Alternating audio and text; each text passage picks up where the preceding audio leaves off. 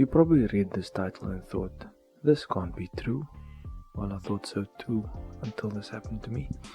One morning I got up to make me a hearty tuna salad for breakfast. I got all the veg out of the fridge, the usual, lettuce, green peppers, onions, tomato and so on. I then got out a can of tuna out of the pantry, opened up and threw it in a bowl.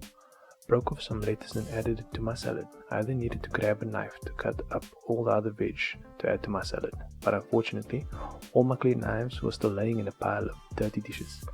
So I opened up my drawer and found an old knife that I had for years.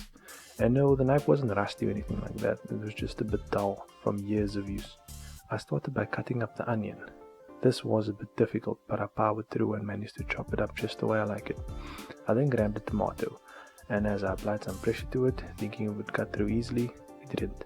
So I applied a bit more pressure, and still nothing. I then decided to add even more pressure behind the blade, and the knife slipped.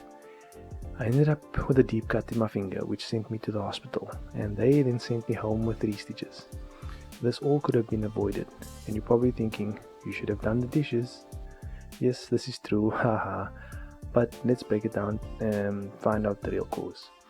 If I were to use one of my regular sharp knives, I would need to apply very little pressure to the tomato to cut through it. And if the knife slipped, the pressure would probably cause a small cut and wouldn't have caused me a trip to the hospital. But because the knife I used was dull, I had to apply a lot of pressure when cutting. Even though the blade was dull, the pressure I applied to the knife caused a really deep cut in my finger. And this is the reason why a dull knife is more dangerous than a sharp one. If you learned something new, and if I may have saved you a trip to the hospital, please consider subscribing. Oh, and check out this video on the screen.